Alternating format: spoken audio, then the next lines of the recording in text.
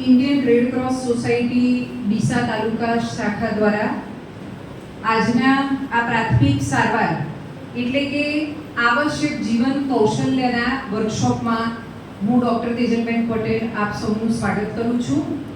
અને સાથે સાથે આજે આ એક ફક્ત લેક્ચર કે એક વર્કશોપ જ નહીં હોય, પણ આપણે એક માણસ તરીકે, એક આદર્શ નાગરિક તરીકે આપણે આપણી જીવનના કોઈ પણ જગ્યાએ કોઈ પણ કાર્યક્ષેત્રમાં હોઈએ અને માની લો કોઈ એક એવી ઘટના બની જાય.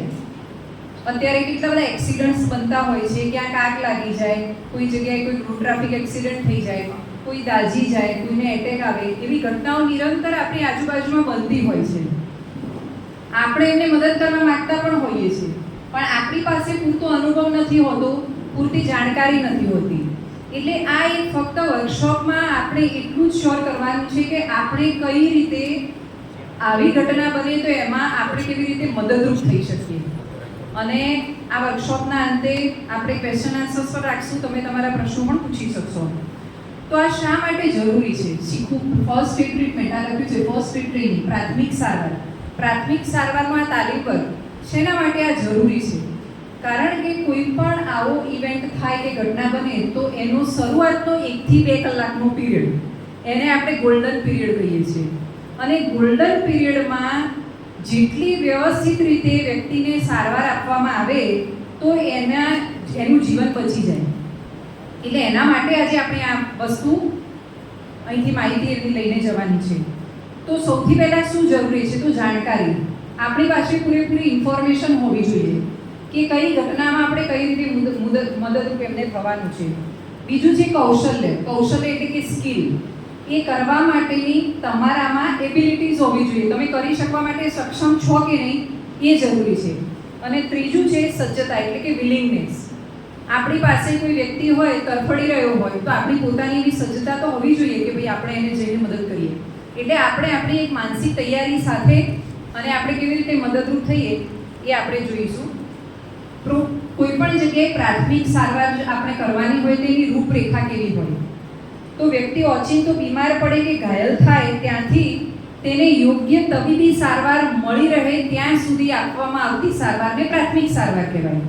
તમે બધા કોઈ કંડક્ટર કે એના માટેની જોબ માટે એપ્લિકેશન અત્યારે કરી રહ્યા છો. માની લો તમે કોઈ બસ લઈને જાઓ છો અને કોઈ એક્સિડન્ટ થાય તો કોઈ પણ વ્યક્તિને તમે તબીબી સારવાર મળે એટલે કે તમે નજીકની જગ્યાએ એને પહોંચાડી શકો, અથવા તો 108 આવે અને એને તમે હેન્ડઓવર કરો, ત્યાં સુધી તમારે એનું શું ધ્યાન રાખવાનું છે એ આજે આપણે શીખવાનું છે. મુખ્ય હેતુ શું છે પ્રાથમિક સારવારના? તો સૌથી પહેલું તો જીવન બચાવવું. બીજું છે વિક્ટિમની હાલત ખરાબ થતી અટકાવવી. હાલતમાં સુધારો લાવવા માટે આપણે મદદરૂપ કેવી રીતે થઈએ અને ઝડપથી તબીબી સારવાર મળી રહે તેના માટેના આપણે પ્રયત્નો કરીએ. તમારને જે ચોપડી મળેલી છે, બધાને આની PDF મળી ગયેલી છે, એ તમે વાંચજો. આજે તમે વાંચશો તો તમને એનો પૂરેપૂરો આઈડિયા આવશે. વારંવાર એમાં લખેલું છે કે 108ની એમ્બ્યુલન્સને ફોન કરવાનો. અને 108ને એટલા માટે કારણ કે એની સર્વિસ ખૂબ સારી છે. બીજી એમ્બ્યુલન્સ પ્રાઇવેટના આપણી જોડ પાસે નંબર હોય કે ના, પણ 108 તો આખા ગુજરાતમાં બધી જગ્યાએ સેમ નંબરથી થાય. એટલે આપણે 108 પર ફોન કરીએ તો આપણને તાત્કાલિકમાં મદદ મળી રહે. તો આપણે પ્રાથમિક સારવાર કરવા જઈ રહ્યા છીએ તો આપણું કાર્યક્ષેત્ર શું હોય?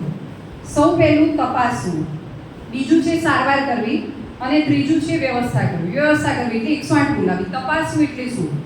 તો તમારે તમારી રીતે, તમે એક નોન મેડિકલ પર્સન તરીકે હો ત્યારે તમારે તપાસ કરવાની છે. તો તપાસ બધી જગ્યાએ એક સરખી જ હોય. કઈ રીતે હોય એ આપણે આગળ એરવે, બ્રીથિંગ, સર્ક્યુલેશન, તમે જો કોઈ ક્લાસીસ કરેલા હોય તો ABC એ પ્રકારની હોય છે. એ આપણે આગળના લેક્ચરમાં જોઈશું. હવે પ્રાથમિક સારવાર માટેના અમુક સોનેરી નિયમો છે. સૌથી પહેલું છે ત્વરિત પહોંચવું, જલ્દીમાં જલ્દી. કોઈ જગ્યાએ આપણે દિલ્હીના માલવીય નગરમાં આગ લાગી, હમણાં હાલ એક સળગતો પ્રશ્ન છે, તો એમાં જે એનો રસોઈયો હતો એ તો લાઇટો બંધ કરીને ભાગી ગયો. હકીકતમાં ત્વરિત પહોંચવું, જે લોકો તરત પહોંચે એમણે ઘણી બધી જિંદગીઓ બચાવી. એટલે આ જ પ્રકારના એક્સિડન્ટ, કોઈ એક્સિડન્ટ કહીને નથી થવાના, આ આપણી આજુબાજુમાં રોજબરોજ બનતા હોય છે. પણ આપણે એમાં જેટલા તમે જાણતા જશો એમ તમને ખ્યાલ આવશે કે તમે કઈ રીતે મદદરૂપ થઈ શકો. કોઈએ નીચે ગોદડા પાથર્યા, કોઈએ સીડીઓ ગોઠવી. આજ તો બધું કરવાનું છે. તમે ક્યારે કરી શકો? જ્યારે તમે તરત પહોંચો ત્યારે. એમને મદદ કલાક દોઢ કલાક પછી મળે તો એટલું ડેમેજ વધારે થાય. તો ત્વરિત પહોંચવું, શાંતિ અને ધીરજતાથી કામ કરવું. અમુક લોકો એટલા બેબાકડા થઈ ગયા હોય કે ડિસિઝન મેકિંગ આપણે ના લઈ શકીએ, આપણે ગભરાઈ જઈએ કે આપણે નિર્ણય ના લઈ શકીએ. એટલે શાંતિથી અને ધીરજથી કોઈ પણ કામ કરવું. તપાસ કરવી એટલે કે એક્ઝામિન કરવું કે આજુબાજુનો સીન શું છે અને એમાંથી વ્યક્તિ વિક્ટિમ જે હોય એને આપણે ત્યાંથી ખસેડવું. ઉપલબ્ધ હોય તો ધબકારા છે કે નહીં એ ચેક કરવા. અત્યારે હાલ અમુક જગ્યાએ ફર્સ્ટ એડ કીટ અહીંયા એક પડેલી છે, તમને પછી બતાવશું. ફર્સ્ટ એડ કીટ હોય તો એમાં વસ્તુનો ઉપયોગ કરી શકાય. બનાવના સ્થળની ચકાસણી, વિક્ટિમને એના સગાને આ વસ્તુથી માહિતગાર કરવા. આ જે છે પ્રાથમિક સારવાર માટેના સોનેરી નિયમો છે. કોઈ પણ ઇવેન્ટ બને એટલે આ નિયમોને જ અનુસરીને આપણે આપણી કાર્યવિધિ કરવાની છે. ચાહે હાર્ટ એટેક હોય, અસ્થમા એટલે કે દમનો એટેક હોય, ફ્રેક્ચર થઈ ગયું હોય, વ્યક્તિ દાઝી ગયું હોય કે કોઈ ચોકિંગ થઈ ગયું હોય, કોઈ પણ વસ્તુ હોય એમાં શરૂઆતમાં આપણે આ રીતે જ નિયમોનો ફોલો કરવાના છે. પ્રાથમિક સારવારની પેટી એટલે કે ફર્સ્ટ એડ કીટ જે આવતી હોય છે, એક પેટી હોય છે. પેટીની અંદર બધી વસ્તુઓ પડેલી હોય છે. પાટાઓ હોય, ગ્લોવ્સ હોય, હાથના મોજા હોય, બર્નોલ જેવી એન્ટીસેપ્ટિક ટ્યુબ હોય, એની અંદર સ્પિરિટ હોય અને અમુક વાર એટેક ના આવે એના માટેની ક્લોબિગ્રેલ, એસ્પિરિન ને બધી જે ટેબ્લેટ હોય કે જે લોહી પાતળું કરી શકે એ પ્રકારની ટેબ્લેટ. એટલે એવી કીટ હોય છે ફર્સ્ટ એડ કીટ. અલગ અલગ સાઇઝની હોય છે. નાની હોય, મધ્યમ કદની હોય અને બહુ મોટી હોય. જેવી રિક્વાયરમેન્ટ હોય, જેવી જરૂરિયાત હોય એ પ્રમાણે હોય. જો તમે કંડક્ટર હો તમારી પેટી વપરાઈ ગઈ હોય તો એમાંથી તમારે મેક શ્યોર કરવું પડે કે આ વસ્તુ વપરાઈ ગઈ તો તરત આપણે રિપ્લેસમેન્ટ કરીને મૂકી દઈએ, જેથી ફરીથી એની જરૂરિયાત પડે તો આપણને એ વસ્તુ એમાંથી લઈ શકાય. એને હાથ વગી રહેલી એટલે કે તરત જ એવી તાળામાં લોક કરીને એવી ના મૂકી દેવાય કે ઇમરજન્સીમાં જ્યારે જરૂરિયાત પડે ત્યારે આપણે એને કાઢી ના શકીએ. એટલે એના માટે શબ્દ છે કે એને આપણે હાથ વગી રાખવી જોઈએ. નાની પેટી ખાસ કરીને ઘરમાં, સ્કૂલમાં, દુકાનમાં કે પ્રવાસ જવાનું હોય ત્યારે યુઝ્યુઅલી લોકો લઈને જતા હોય છે. મીડિયમ સાઇઝની જે હોય, મધ્યમ કદની, એ મોટાભાગે મધ્યમ કદના કારખાનાઓ હોય, મેળાઓ હોય, આજે ક્રિકેટ મેચ થતી હોય એ બધામાં હોય. અને મોટી પેટીઓ હોય એ મોટી મોટી ઇન્ડસ્ટ્રીઓ, ફેક્ટરીઓ એ બધી જગ્યાએ મોટી પેટીઓ રાખવામાં આવતી હોય છે. એની સામગ્રીઓ શું હોય છે તમારી બુકની અંદર બધું લિસ્ટમાં આપેલું છે. માનવ શરીરની રચના અને તેના કાર્યો આપણે બધા જાણીએ છીએ કે હાર્ટનું કામ છે, હૃદયનું કામ છે ધબકવું, ફેફસાનું કામ છે શ્વાસ લેવો, આંખનું કામ છે જોવું. એટલે એ રીતે તમને એના અંદર એ ડિટેલમાં બુકમાંથી તમને વાંચવા મળી જશે. પાટા અને પટ્ટી પણ અલગ અલગ પ્રકારની હોય છે. ઘાવને ઢાંકવા માટે પણ હોય, ચેપ સામે રક્ષણ કરવા માટે પણ હોય, ઘાવમાંથી કોઈ લોહી નીકળતું હોય તો એને દબાવવા માટે પણ હોય. એવી રીતે જુદા જુદા પ્રકારની એને સ્વોપ કહેવાય, ગોસ કહેવાય, મોટા હોય એને મોપ કહેવાય. આ બધા જુદી જુદી ટર્મિનોલોજી છે, પણ આ ફક્ત તમારી સમજ માટેની છે. ડ્રેસિંગના પ્રકાર પણ અલગ અલગ હોય. એડહેસિવ એટલે કે ચોંટી જાય એવું હોય, ખાસ કરીને આપણે બેન્ડેડ કે એવું મારતા હોઈએ છીએ. અમુક નોન એડહેસિવ હોય એટલે કે પાટા હોય ને એની ઉપર આપણે રૂની વચ્ચે આજુબાજુમાં પાટા બાંધેલા હોય, વચ્ચે રૂ હોય ને કોટન, એની ઉપર આપણે પાટા વીંટીને એને ચોંટાડતા હોઈએ છીએ. એટલે એ પ્રમાણે અલગ અલગ હોય.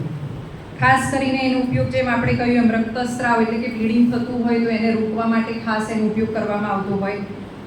ઘણીવાર પાટો હોય તો સ્લિંગ બનાવવા માટે, કોઈનો હાથ મચકોડાઈ ગયો હોય કે હાથે ફ્રેક્ચર થયું તો સપોર્ટ બનાવવા માટે આપણે ગળામાંથી એને સ્લિંગ બનાવીને આ રીતે કેમ હાથ ઊંચો હોય તો કામ આવે. ઘણીવાર પગના ફ્રેક્ચર થઈ ગયા હોય તો પગને આમ સીધો રાખવા માટે નીચે ઓશીકું હોય કે બીજી કોઈ વસ્તુ હોય, કોઈ પેટી હોય, કોઈ થેલો હોય એવું મૂકીને પગને આપણે વીંટાળી કાઢીએ તો પગની આજુબાજુમાં પાટો બેગ સાથે વીંટાળી કાઢીએ તો પગ વધારે પડતો આગો પાછો ના થાય.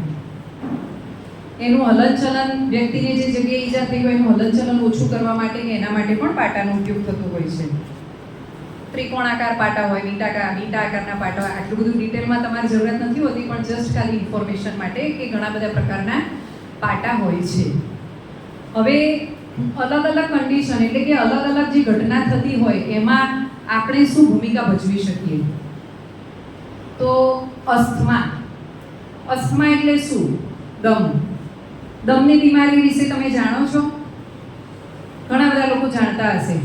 ખાસ કરીને આપણે પિક્ચરમાં જોઈએ છે કે વ્યક્તિને દમ ચડે એટલે ઇન્હેલર લઈ લે, અને મોટાભાગના દમના વ્યક્તિઓ પોતાની જોડે ઇન્હેલર રાખતા જ હોય છે. કોઈ પણ વ્યક્તિને જેને દમ હોય એને હોય જ.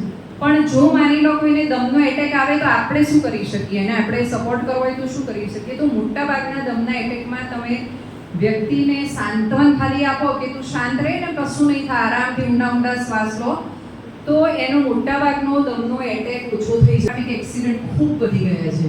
આપણે ઇન્વેરિયેબલી છાપામાં વાંચતા હોઈએ છીએ, વિડીયોમાં યુટ્યુબમાં જોતા હોઈએ છીએ, ન્યૂઝમાં કે ફલાણી જગ્યાએ એક્સિડન્ટ થયો અને 15-20 મિનિટમાં વ્યક્તિ હોસ્પિટલ પહોંચ્યો, પણ હોસ્પિટલમાં પહોંચતા એનું મૃત જાહેર કરવામાં આવ્યું. મોટાભાગના રોડ ટ્રાફિક એક્સિડન્ટમાં મૃત્યુ થવાનું મુખ્ય કારણ એ વધારે પડતું બ્લીડિંગ એટલે કે રક્તસ્રાવ હોય છે. જો આપણે જાણતા હોઈએ, આપણી પાસે થોડી ઘણી ઇન્ફોર્મેશન હોય તો આપણે એ વ્યક્તિને બચાવી શકીએ. કેવી રીતે? માની લો આપણે ચાલતા ચાલતા જતા હોઈએ, કોઈનો એક્સિડન્ટ થયો અને એનો હાથ વાગી ગયો, હાથમાંથી બ્લીડિંગ ચાલુ છે, હાથ એટલી હદ સુધીનો ભાગ્યો છે કે હાડકું જ તૂટીને બહાર આવી ગયું. તો એક સામાન્ય વ્યક્તિ તરીકે આપણે શું કરીએ? બાજુમાં કોઈ છે ને 108 ને ફોને કરી દીધો, 108 આવવાની છે, લોકો એને કહી રહ્યા છે કે ભાઈ તું શાંતિ રાખ, શાંતિ રાખ. આપણે શું કરી શકીએ? આપણે એને જે જગ્યાએથી બ્લીડિંગ થતું હોય, માની લો અહીંથી બ્લીડિંગ થતું હોય, તો તમે અહીંયા ફીટ એને ટુર્નિક્વેટ બાંધી શકો. ટુર્નિક્વેટ એટલે દોરી તો આપણી પાસે હોય નહીં ત્યારે, પણ જે તમારી જોડે હોય, રૂમાલ હોય, દુપટ્ટો હોય, સ્કાર્ફ હોય, તો તમે એને ગોળ ફરતે બાંધી કાઢો, તો અહીંયાથી હૃદયમાંથી જે હાથને બ્લડ સપ્લાય કરતું હોય, જે અહીંથી વહી જાય છે, વહેતું આપણે અટકાવી શકીએ. અને મોટાભાગના યંગ છોકરાઓ તમે જુઓ તો અત્યારે હાલ હેલ્મેટ વગર મોટાભાગના લોકો બાઇક એવું ચલાવતા હોય છે, અને પડી જાય તો એમાં હેડ ઇન્જરી ને બધું થવાની શક્યતાઓ એ ખૂબ રહેતી હોય છે. એટલે આવી સ્ટેજની અંદર કે આવી પરિસ્થિતિની અંદર જો આપણે પૂરી તકેદારી રાખીએ, એનો રક્તસ્રાવને વહી જતો અટકાવીએ, તો શરીરમાં આપણે લોહીનું પરિભ્રમણ સાચવી શકીશું. કેવી રીતે અટકાવવું? માની લો તમારી પાસે કોઈ વસ્તુ હોય, તો આપણી પાસે મેં તમને જેમ વાત કરી એમ કે રૂમાલ હોય, સ્કાર્ફ હોય, દુપટ્ટો હોય, કોઈ પણ વસ્તુથી આપણે એને દબાવી શકીએ. એને પ્રેશર હિમોસ્ટેસિસ કહેવાય. તમે દબાવી રાખશો તો ઓટોમેટિક બ્લડ બંધ થવાનું છે, ઓછું થશે. તમને એમ થાય કે ચલો અમે તો દબાવી રાખ્યું, પણ પલળી ગયું તો શું? તો કંઈ વાંધો નહીં, પલળી જાય તો ઉપર બીજું દબાવો. વ્યક્તિનો પોતાનો શર્ટ હોય તો કાઢીને દબાવો, ટી શર્ટ કાઢીને દબાવો, આજુબાજુમાંથી જે મળે એનાથી દબાવો, પણ એને પૂરી રીતે દબાવવાની કોશિશ કરવી જોઈએ. આપણા શરીરમાં લોહી જે છે એ ભગવાને એમ જ નથી બનાવ્યું. બ્લડનું કામ છે ઓક્સિજનને ગ્રહણ કરવું. આપણે શ્વાસ લઈએ એટલે હવાના ઓક્સિજનને આપણે ફેફસા વાટે અંદર લઈએ, એ બ્લડમાં જાય ઓક્સિજન અને આખા બોડીમાં સર્ક્યુલેશનમાં ફરતું રહે. પણ જ્યારે તમને બ્લીડિંગ થઈ જાય ત્યારે મગજ અને હૃદય એ બે અંગ બહુ સેન્સિટિવ છે. એમને જ્યારે બ્લડ ઓછું મળે, વધારે પડતું બ્લીડિંગ થવાથી બીપી પણ ઓછું થઈ જાય, એટલે હૃદયને પણ ઓછું મળે, મગજને પણ ઓછું મળે, એટલે મગજનો ને હૃદયનો ભાગ મરવા લાગે અને ધીરે ધીરે વ્યક્તિ મૃત્યુ તરફ ધકેલાય લાગે. એટલે બહુ જ ખાસ એનું ધ્યાન રાખવાની જરૂરત છે. આપણને એમ થાય કે ઘણીવાર કે કોઈ વ્યક્તિને કોઈ રોગ હોય, HIV હોય, એડ્સ હોય, ને એના બ્લડને મારો હાથ પડી જાય તો મને ઇન્ફેક્શન થઈ જાય તો હું તો એને ના દબાવું. તમારી વાત સાચી, તમે થોડીક અંશે સાચા છો, પણ તમારા હાથમાં જો કટ લાગેલો હોય, તમે જતું હોય, એના કારણે એનું પણ બીપી વધે, વળી પાછી ફરીથી નસકોરીમાં બ્લડ એને આવવા માંડે. તો એવી પોઝિશનમાં આપણે શું કરીએ? એ જ આપણે એને સાંત્વન આપીએ, એને આ રીતે આમ થોડુંક લીન ફોરવર્ડ એટલે થોડુંક આગળ સાઈડ ઝૂકીને આરામથી ઊંડા ઊંડા શ્વાસ લેવાના કહીએ મોઢેથી. અને આપણે પહેલાં યાદ હોય તો ચકલીથી આમ પાણી માથામાં નાખતા, યાદ છે બધાને? બરોબર ને? અને આજના જમાનામાં હવે લોકો ઘરે ઘરે ફ્રીજ થઈ ગયા, આપણી પાસે બરફ હોય એટલે આપણે રૂમાલમાં બરફ લઈને એને નાક ઉપર મૂકીએ. આપણે કેમ બરફ મૂકીએ? એના પાછળનું કારણ છે, સાયન્ટિફિક રીઝન છે. બરફના કારણે કોઈ પણ રક્તવાહિની એટલે જે લોહી લઈ જતી વાહિની હોય, કોશિકાઓ, એ બધી રક્તવાહિની સંકોચાઈ જાય એટલે બ્લીડિંગ બંધ થાય.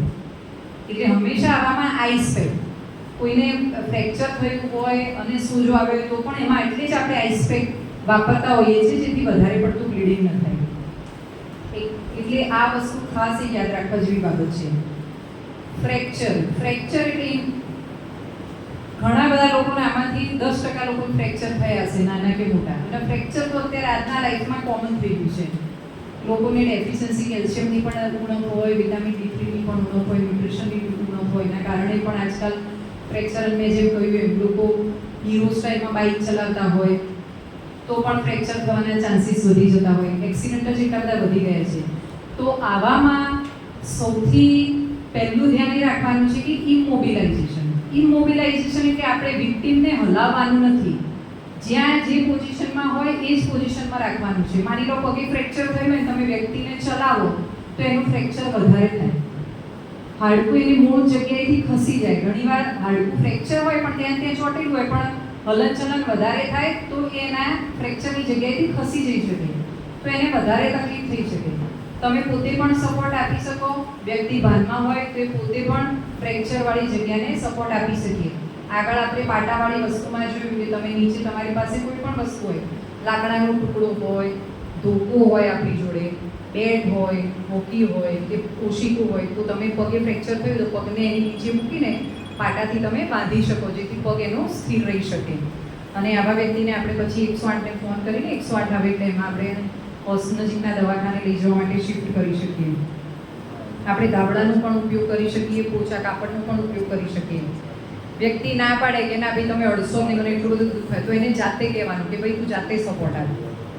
જો હાડકું તમને એમ થાય કે જો હાડકું ખસી ગયું હોય, મને દેખાય છે કે હાડકું ખસી ગયું હોય, તો પ્રાથમિક સારવારમાં હું હાડકાને જોડી શકું? તો ના, એ કામ આપણે નથી કરવાનું, એ કામ મારું પણ નથી, મારો વિષય પણ જુદો છે. એ કામ તો ઓર્થોપેડિક સર્જનનું છે, પણ આપણે એટલી સહાયતા કરવાની કે ખસેલા હાડકાને આપણે વધારે ખસેડીએ નહીં અને એને સપોર્ટ આપીને આપણે હોસ્પિટલ સુધી પહોંચાડી શકીએ. તમને ઘાવ લાગતો હોય, બધું સામાન્ય લાગતું હોય તો ફ્રેક્ચર હોઈ શકે? હા, ફ્રેક્ચર હોઈ શકે. એવા વ્યક્તિને ફ્રેક્ચર છે કે નહીં એ કેવી રીતે નક્કી થાય? તો એ એક્સરેથી જ નક્કી થાય. એ આપણને બહુ જ ઓછા ફ્રેક્ચર એવા હોય કે જે ડિસ્પ્લેસ થઈ ગયા હોય, હાડકું બહાર નીકળેલું હોય તો જ આપણને ખ્યાલ આવે. બાકી ઘણા એવા કેસીસ હોય જેમાં ફ્રેક્ચર હોય પણ તમને બહાર દેખાતું ના હોય, કારણ કે બહારની ચામડી તો એમ જ હોય, એ લિનિયર ફ્રેક્ચર હોય, લાઈન પડી ગઈ હાડકાની અંદર, સાધારણ ક્રેક પડી ગઈ હોય, તો એ એક્સરેથી જાણી શકાય. અને વ્યક્તિ નોર્મલ હલનચલન કરતો હોય તો પણ એને ફ્રેક્ચર હોય, આપણા માટેની વાત છે. આપણે ક્યાંક જતા હતા, સ્લીપ થઈ નીચે પડી ગયા, તો આપણે તો ચાલીએ છીએ તો પણ આપણને ફ્રેક્ચર હોઈ શકે. એ એક્સરેથી જ કન્ફર્મ થાય કે ફ્રેક્ચર છે કે નહીં. હવે આપણે જોઈએ છીએ દાઝવું, બર્ન્સ. કોઈ પણ વ્યક્તિ બળી જાય કે કોઈ દુર્ઘટના બને તો આપણે એને કેવી રીતે મદદરૂપ થઈ શકીએ? ફરીથી આપણે હમણાં થોડા દિવસ પહેલા દિલ્હી માલવીનગરમાં આપણે આ કિસ્સાની આપણે ચર્ચા કરી. એમાં પોલીસ પ્રશાસન, ફાયર ફાઈટર એ લોકો આવે એના પહેલાં ત્યાંના સ્થાનિક લોકોએ કેટલી ઝુંબેશ ચલાવી અને સ્થાનિક લોકોએ મદદ કરી. કોઈ મને આમાંથી કહેશે લોકોએ શું શું મદદ કરી? તમે શું વાંચ્યું ન્યૂઝમાં? તમે ન્યૂઝમાં જોયું હશે ને, તમારે યુટ્યુબ પર વિડીયો જોયા, તમારે આવ્યા હશે વોટ્સએપ પર વિડીયો. લોકોએ કેવી રીતે મદદ કરી કહું? એ જ ભૂમિકા આપણે ભજવવાની છે. લોકોએ શું મદદ કરી? લોકોએ પહેલા તો જે લોકો સળગતા હતા, જે લોકો જીવતા હતા, એમને કાઢવા માટે તજવીજ હાથ ધરી. એમની પાસે જે હતું, જે પાણી હતું એ છાંટ્યું. અમુક લોકોએ ઉપરથી ભૂસકા મારતા હતા તો નીચે ગોદડા બિછાવ્યા. વાંચ્યું તમે? લોકોએ મેટ્રેસ મૂક્યા નીચે કે જેથી લોકો કૂદકા મારીને નીચે આવી શકે. બીજા એવા વ્યક્તિઓ હતા જે નીચે કૂદકો મારીને પડતા હતા, એમને ઉપાડીને એમને ત્યાંથી ફટાફટ ખસેડતા હતા જેથી નીચે બીજો વ્યક્તિ આવે, નીચે બીજો કૂદકો મારી શકે. માની લો તમે પહેલો કૂદકો મારીને નીચે પડે, તમે એને હલાવત નહીં, શું થાય? બીજો પડે તો પહેલાને વાગે ને બીજાને વાગે.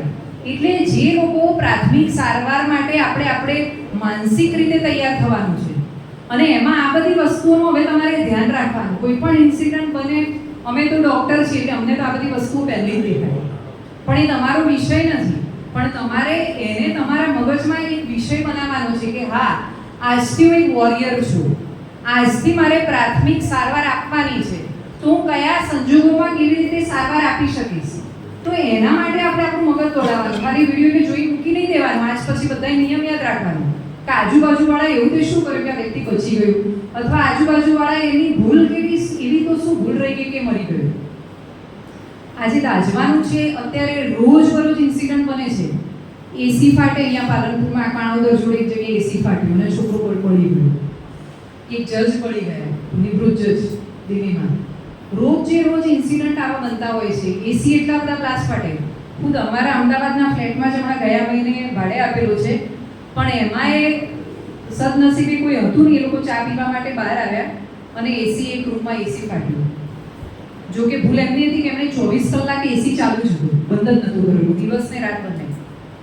એટલે આવા બધા ઇન્સિડન્ટ ગમે તે જગ્યાએ થાય. તમે થિયેટરમાં પિક્ચર જોવા જાઓ ને તો ત્યાં પણ એસી બ્લાસ્ટ થઈ શકે, એટલે એવું માનવું જરૂરી નહીં. મારા ઘેર તો એસી છે જ નહીં એટલે એસી ફાટવાની મારી ચિંતા જ નથી. ના, એવું નહીં. તમે કોઈ પણ જગ્યાએ, તમે મોલમાં જાઓ તો પણ એસી ફાટી શકે. એટલે આપણે હવે આપણી જાતને, કારણ કે આપણે ફિઝિકલ વસ્તુઓનો આપણી ખુશાલી માટે જ્યારે વધારે ઉપયોગ કરીએ છીએ તો આપણે એના વિપરીત પરિણામોને હેન્ડલ કરવા માટે પણ એટલા જ તૈયાર રહેવું પડે. ખાસ કરીને દાઝેલા વ્યક્તિમાં માણસ શરીર પર, ચામડી પર બળવાથી જેટલું એનું મૃત્યુ થાય એટલું જ દાઝવાના કારણે હવાનો ઓક્સિજન વપરાઈ જાય અને કાર્બન મોનોક્સાઇડ નામનો ગેસ બને. એ કાર્બન મોનોક્સાઇડ ગેસ તમારા શરીરમાં જતો રહે ફેફસા વાટે અને તમારી લોહીની અંદર જે બચેલું થોડું ઘણો ઓક્સિજન છે એને દૂર કરે. એટલે વ્યક્તિ સળગ્યું ના હોય તો પણ વ્યક્તિ મરી શકે કાર્બન મોનોક્સાઇડનું પોઈઝન થવાના કારણે. એટલે આપણને યાદ રાખવા જેવી બાબત છે. માની લો અહીંયા આપણે બેઠા છીએ, આગ લાગે તો આપણે પહેલું કામ તો શું કરવું પડે? પહેલું કામ તો આ કાચની બારીઓ છૂટ દેવી પડે જેથી બહારનું ઓક્સિજન અંદર આવે. હાલ આપણે અહીંયા બેઠા છીએ, આ માની લો વેન્ટિલેશન વગરનો રૂમ છે, એસી થોડું હવા અંદર લાવે બહારની, એટલે એની જોડે થોડો ઓક્સિજન આવે. આપણે આટલા બધા લોકો જ્યારે અહીંયા શ્વાસ લેતા હોઈએ તો આ રૂમની અંદરનો ઓક્સિજન બધો વપરાઈ જાય અને આપણો ઉચ્છ્વાસ વાયુ એટલે કાર્બન ડાયોક્સાઇડ એ આ રૂમમાં ભરાઈ જાય. એટલે એને કોઈ પણ આગ લાગે તો સૌથી પહેલું તો માની લો તમારી પાસે પાણી હોય તો કોઈ પણ વ્યક્તિ પર પહેલું પાણી છાંટી દેવું જોઈએ જેથી એની ચામડી વધારે બળે નહીં અને એને ફોડલા વધારે ભરાય નહીં. એની ઉપર કોઈ માખણ કે કશું ના લગાવાય. આ જે માન્યતાઓ છે એના આધારે તમને સમજાવું છું.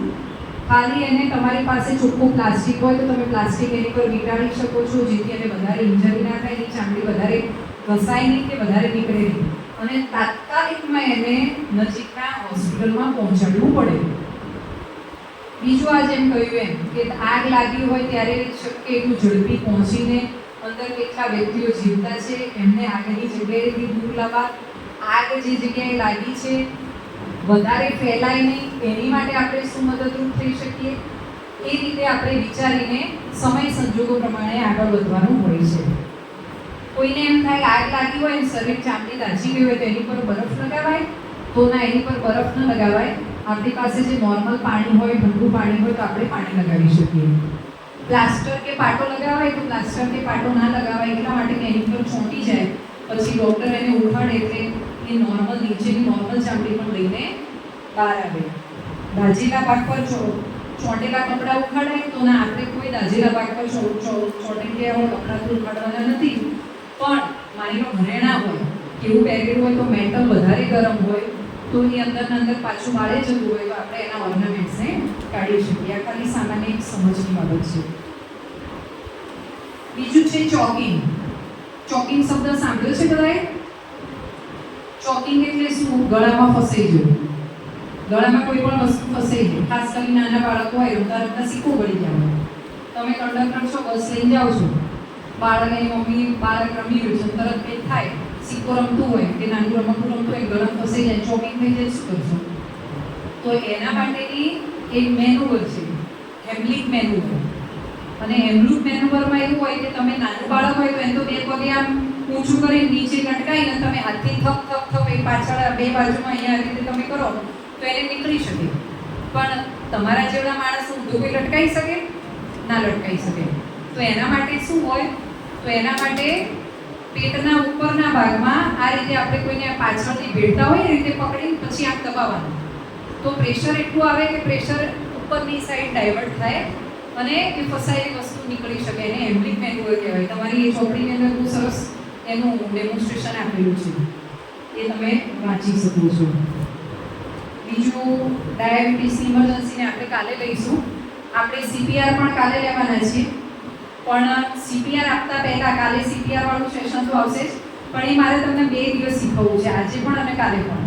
જે નોર્મલ બેઝિક, આ તો આપણે એ જોયું કે કોઈ પણ ઇન્સિડન્ટ બને, માની લો દાઝી જાય તો શું કરવું, કે શોકિંગ થઈ જાય તો શું કરવું, આગ લાગી જાય તો શું કરવું, એક્સિડન્ટ થાય તો શું કરવું. પણ સાથે સાથે આપણે આજે પણ અને કાલે પણ 2 દિવસ આપણે જોઈશું કે કોઈ પણ પ્રાથમિક સારવારમાં એઝ અ ડૉક્ટર અને એક નોન મેડિકલ પર્સન તરીકે આપણે તપાસ કેવી રીતે કરવી વ્યક્તિની.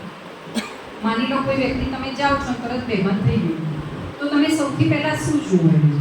તો એના માટે આપણે ABC શીખવાનું છે. એ એટલે એરવે. એરવે એટલે શ્વાસની નળી, શ્વાસની નળી.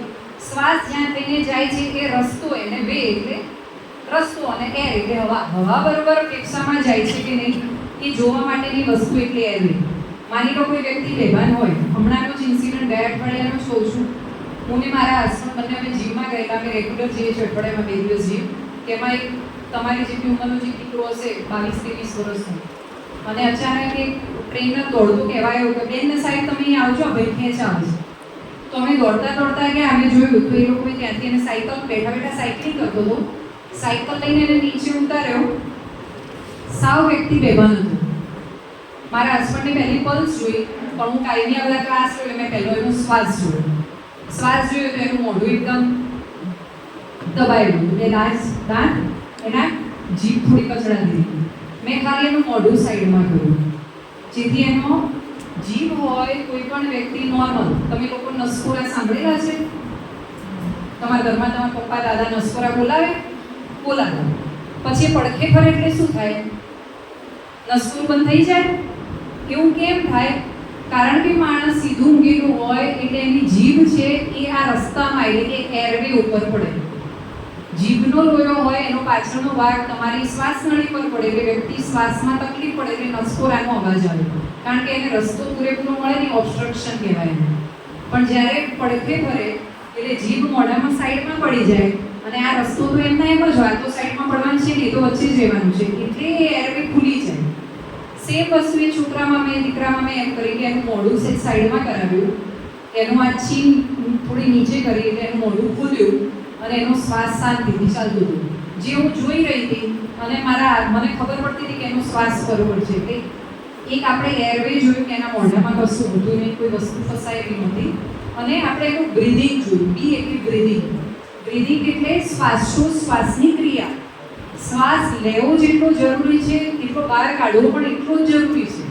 તમે શ્વાસ લો છો એટલે ઓક્સિજન અંદર લો છો, તમે ઉચ્છ્વાસ બહાર કાઢો છો એટલે કાર્બન ડાયોક્સાઇડ બહાર કાઢો છો. એટલે એ બ્રીધિંગ એટલે તમે એનો શ્વાસ બરોબર લીધો. ત્રીજી વસ્તુ આવે છે circulation. C for circulation. Circulation એટલે તમારા શરીરમાં લોહીનું પરિભ્રમણ બરોબર થાય છે કે નહીં, અને એ બરોબર ત્યારે જ થાય જ્યારે તમારું હૃદય ધબકતું હોય. તો હૃદય ધબકતું હોય તો આપણા પલ્સેશન આપણે પોતે કેવી રીતે ચેક કરીએ? તો બધાય લોકો તમારી 2 આંગળીથી આ રીતે જુઓ, ગળામાં સાઈડમાં બંને બાજુમાં જોવાશે, બંને બાજુમાં થાય છે. ફીલ તમને ફીલ થયા? આ એક હેબિટ રાખવાની, આપણે આપણા ચેક કરવાના. તો તમે તમારા રોજ ચેક કરતા હશો તો તમને કોઈને પ્રાથમિક સારવાર આપવા જશો તો ખબર પડશે કે એના ધબકારા ચાલુ છે કે નહીં.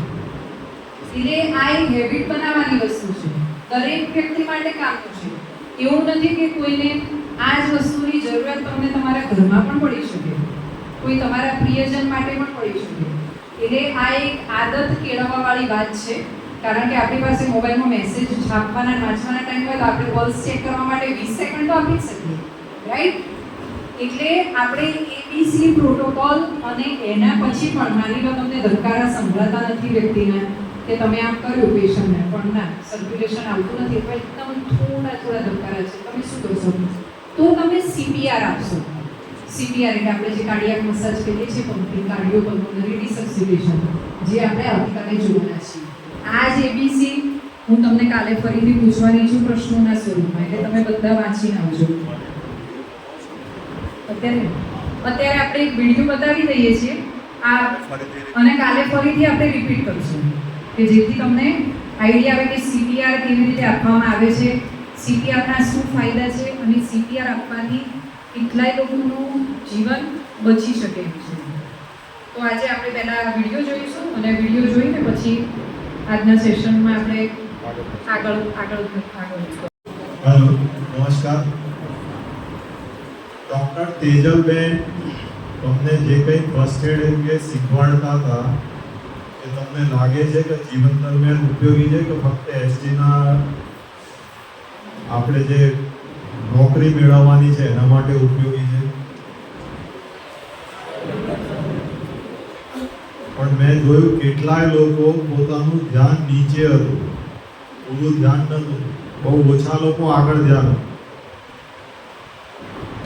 બેન અહીંયા એમના વ્યસ્ત સમયમાંથી તમને લોકોને કંઈક શીખવાડવામાં આવે, તમને લોકોને કંઈક ખ્યાલ આવે કે તમારા જીવનમાં ઉપયોગી થાય એના માટેનો પ્રયાસ હોય ત્યારે, અને એ કરતા વિશેષમાં તમે લોકો પૈસા ખર્ચ્યા તો એની સામે તમને જ્ઞાન મળતું હોય તેનો પૂરો લાભ કેમ નથી લેતા?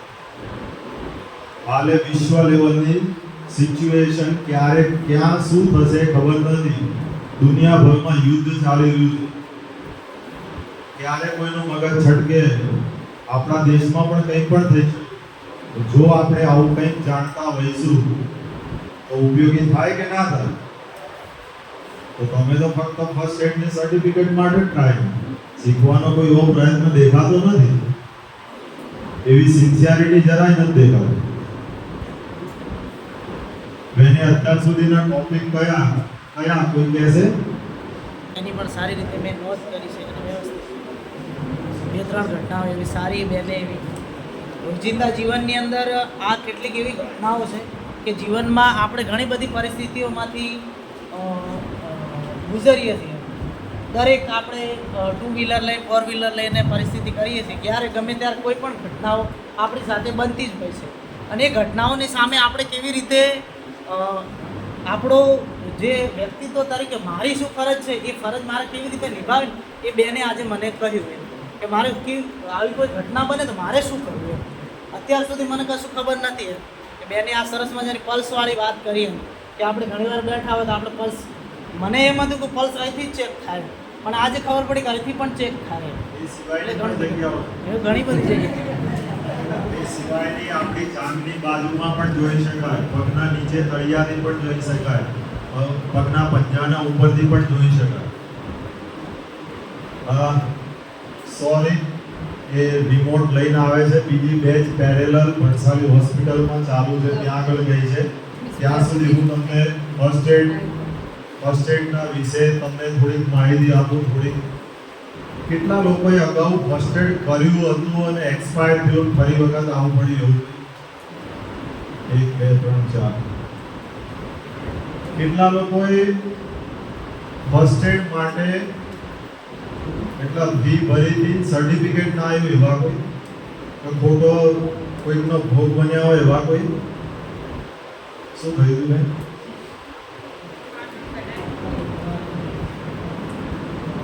પાટણ કઢાયું પણ કઈ બોગસ હતું. બસ અમારે ભાઈ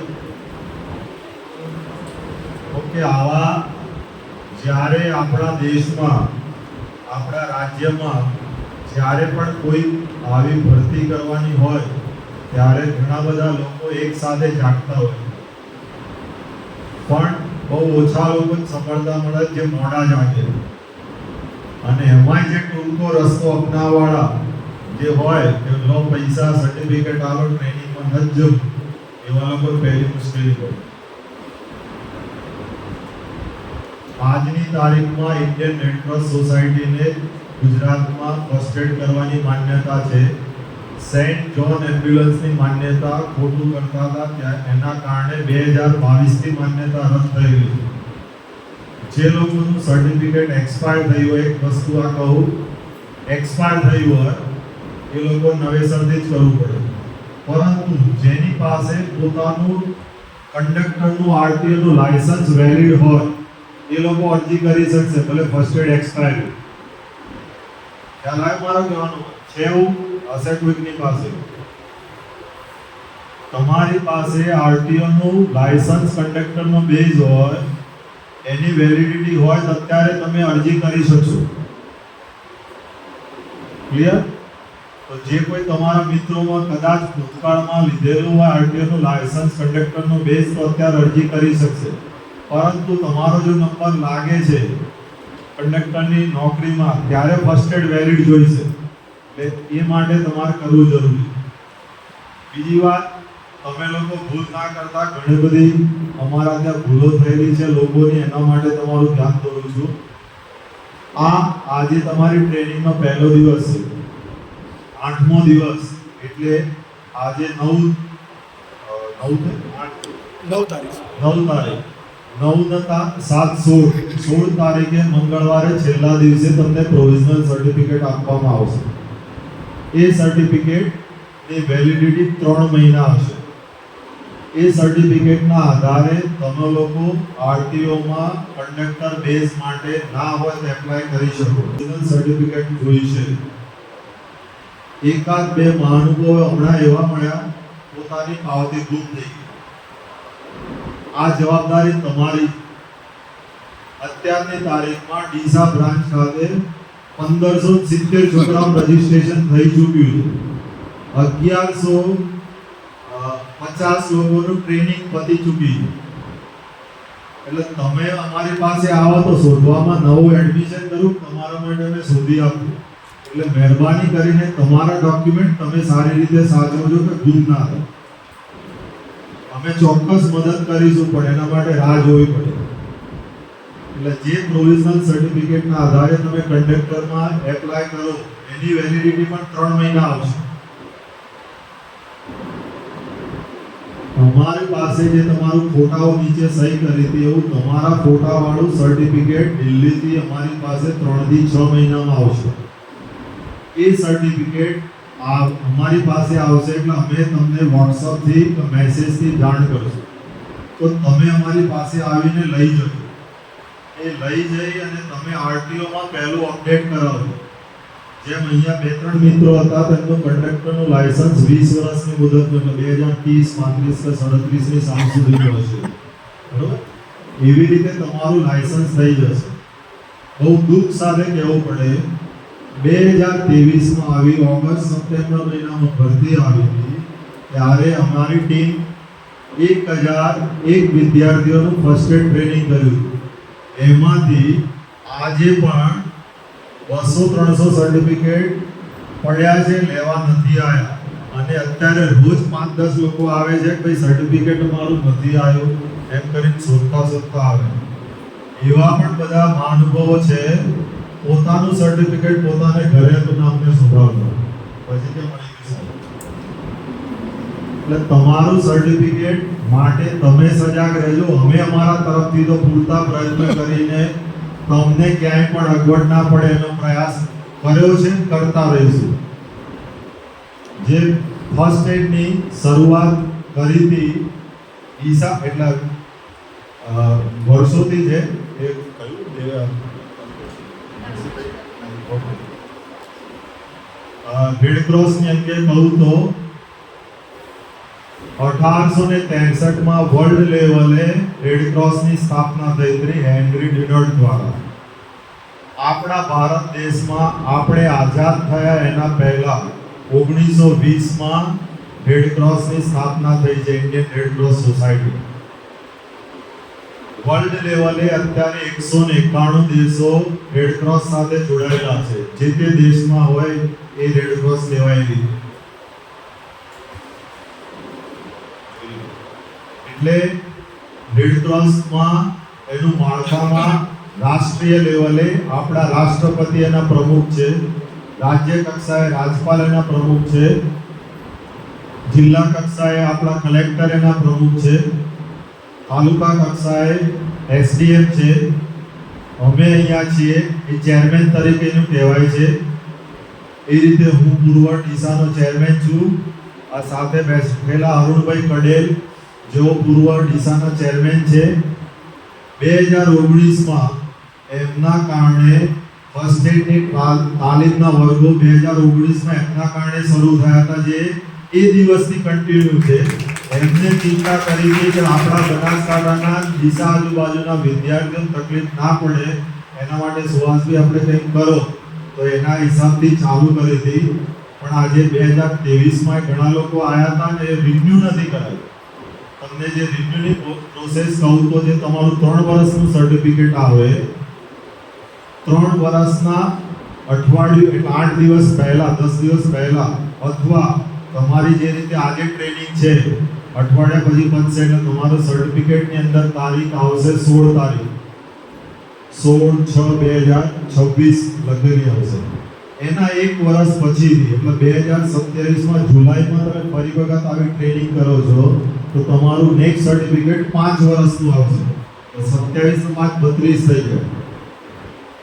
એ જ રીતે 1 વર્ષ પછીથી તમે ફરીથી 2028માં કરો તો લાઈફ ટાઈમ થઈ જાય.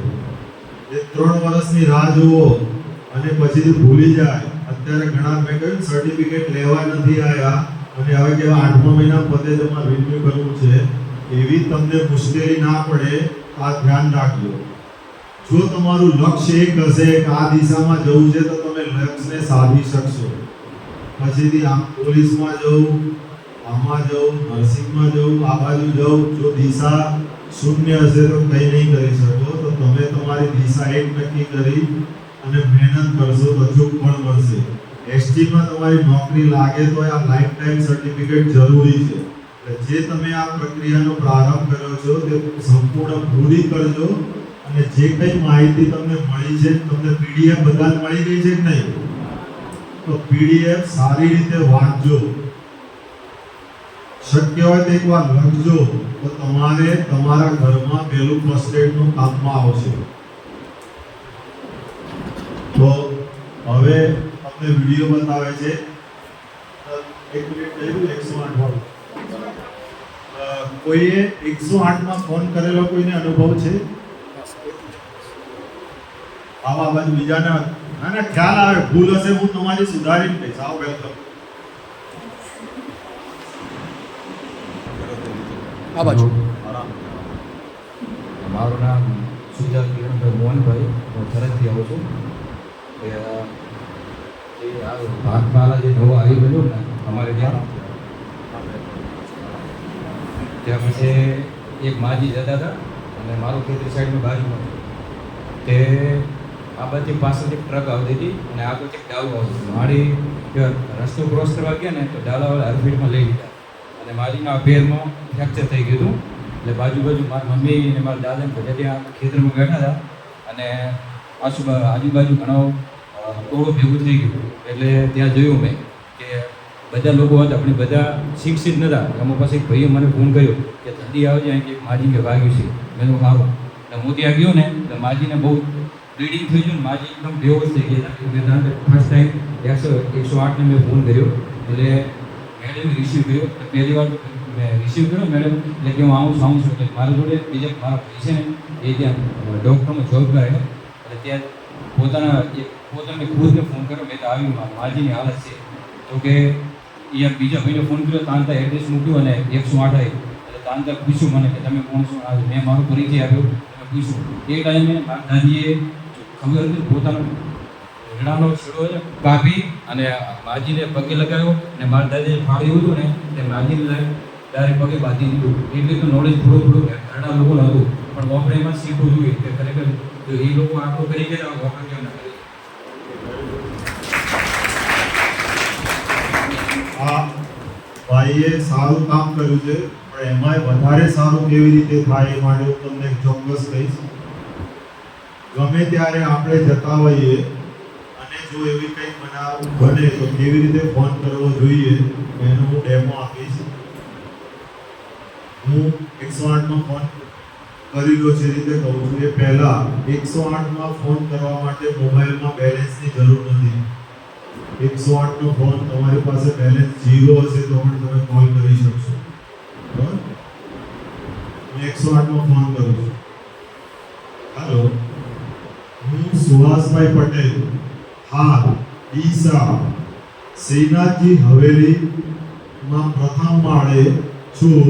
અહીંયા એક બેન બેભાન થઈ ગયા છે.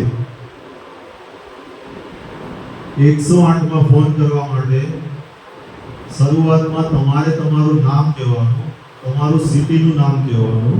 સિટીનું નામ કહ્યા પછીથી તમારું જે તે જગ્યાનું લોકેશન કહેવાનું. લોકેશન પ્રોપર હોય એ જલ્દીથી સર્વિસ મળશે. આપણું ગુજરાતનું 108નું કોલ સેન્ટર અમદાવાદ નારોલ ખાતે છે. જેવું ડીસા કહેતા એમના સ્ક્રીન પર ડીસા આવી જાય. મેં પછીથી કહ્યું શ્રીનાથજી હવેલી, સીધી એમના પાસે શ્રીનાથજી હવેલી આવી. પ્રથમ માળ કહીએ એટલે પ્રથમ માળ એ લોકો લોકેટ કરી લે એમની જીપીએસની સિસ્ટમ. એટલે આપણે ગમે ત્યારે કંઈ પણ એવી બનાવ બને તો મોબાઈલથી ફોટો નહીં પાડતા, રીલ નહીં ઉતારતા, વિડીયો નહીં ઉતારતા, આપણે પહેલો 108 નો ફોન કરવો જોઈએ. પરિસ્થિતિને નિહાળી શક્ય છે કે ક્યાંક મોટો એવો બનાવ હોય તો તમારે ઓબ્ઝર્વ કરવા જોઈએ. પેલા ભાઈએ કહ્યું કે એક બેનને ફ્રેક્ચર હતું. જો એવું બસ છે, સપોઝ કે એમાં 20-30 મુસાફરો છે અને ઘવાયેલા છે, તો આપણે એવી રીતે કહેવું જોઈએ કે બસનો એક્સિડન્ટ થયો છે, 10 લોકો ને શારીરિક આવી ગયા છે, 5 લોકોને વધારે પડતું લોહી વહી રહેલું એવું મને લાગે છે, ટોટલ 20 લોકો. એના કહેવાથી એ ફાયદો થાય કે એની 108 એકની જગ્યાએ 5 આવી શકે. જેવી પરિસ્થિતિ હોય, આપણે ભણેલા ગણેલા છીએ તો પરિસ્થિતિનું મૂલ્યાંકન લઈ કેટલા લોકો ઇન્જર્ડ છે, કેવી રીતે ઇન્જર્ડ છે, જલ્દીથી સર્ચ કરી અને 108માં કહીએ તો આપણી હેલ્પ મળવાની શક્યતા વહેલી થઈ જાય.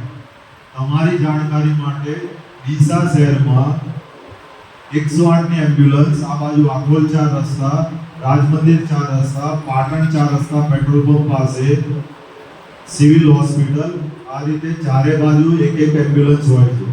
જે એમ્બ્યુલન્સ ફ્રી હોય આવી શકે. એટલે ભવિષ્યમાં તમારે કોઈક આવી જરૂર પડે અને તમે હવે ફર્સ્ટ એડની ટ્રેનિંગ લીધેલી છે તો તમારા દ્વારા કોઈકને જો બચાવશો અને એને જીવ બચશે તો એના જે આશીર્વાદ મળશે એ તમે કોઈ મંદિર મસ્જિદમાં જવાથી નહીં મળે એટલા આશીર્વાદ મળશે, એનો જીવ બચશે. આ આપણે વગર પૈસાનું કામ થઈ શકે?